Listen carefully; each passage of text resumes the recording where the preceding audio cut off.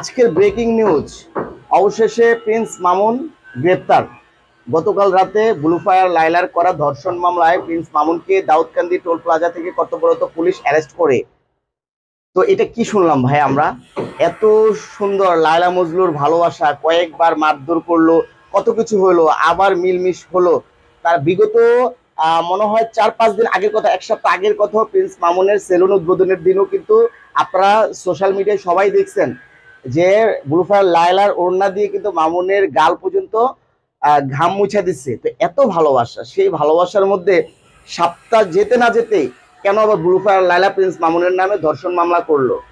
এগুলো আমরা কি দেখতেছি সোশ্যাল মিডিয়ার মধ্যে? হ্যাঁ, কিছুদিন পর পর ওরা একটার পর একটা এই ধরনের কাহিনী তুলে ধরে। আসলে এইটাও কি আজও কি সত্য, না আরো ভাইরাল হওয়ার জন্য করছে? সেটা একমাত্র ওরাই ভালো জানে, আল্লাহ পাক ভালো জানে।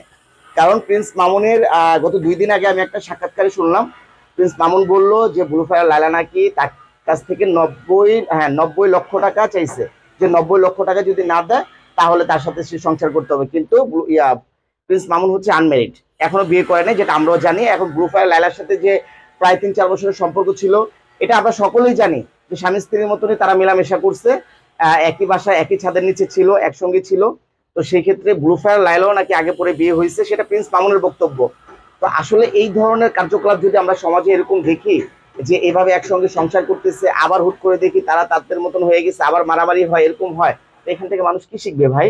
আসুন আমরা এই ধরনের কালচার থেকে বেরিয়ে আসি, একটু নিজেদেরকে সচেতন করি।